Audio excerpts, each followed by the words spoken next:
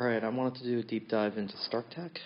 I'm not sure how everyone's doing their Stark Tech, so I just figured I'd do a quick video for you guys, show you guys how I approach it.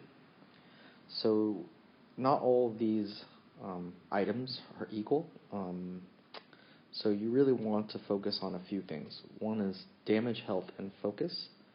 These are probably the three biggest ones. I would say the most bang for your buck is focus, and then damage, and then health. The reason is focus, the way the game calculates focus is that for every point of focus you get, you have a higher chance of applying or stripping debuffs.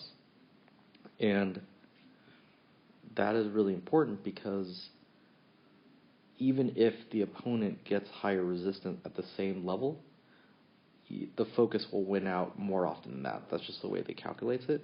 So putting extra points into focus is a better bang for your buck than, for example, putting extra points into resistance. The other reason is damage I mean, the game is all about killing the other guy faster, so that's really, really important. And staying alive is really important, so health is really useful. And that's probably the third one, though, because health is useful, but it's you know, some characters use it better than others, right? Tanks will get more health boosts rather than, you know, squishy controller type characters. That being said, sometimes it's nice to have health on controller characters because any bit of health helps them stay alive. So that's also a good one. And the last one is armor and resistance. So this is, I kind of go back and forth depending on which faction it is.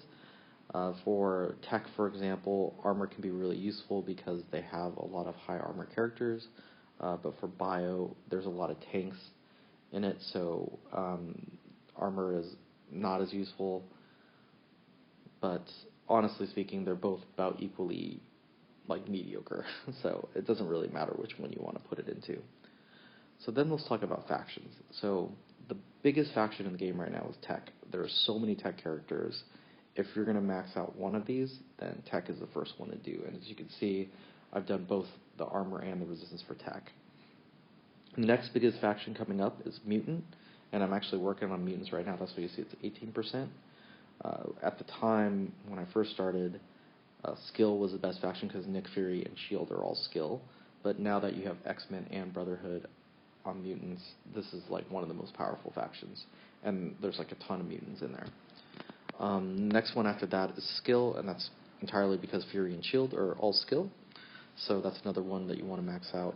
And then Mystic and Bio are the least important to max out entirely. So you can see they're the last ones I've done. So obviously our alliance is level 69. So we're at the point where I'm able to max out many of these ones.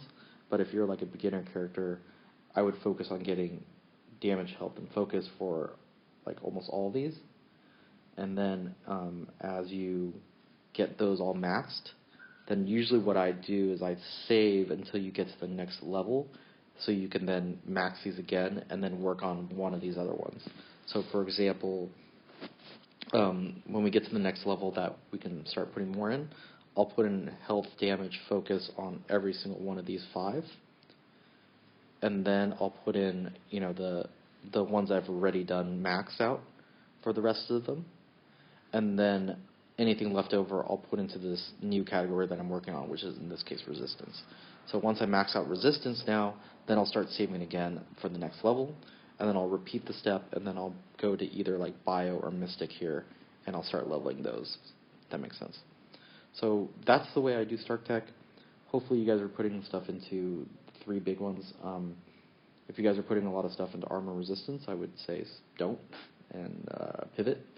But hopefully that helps you guys out.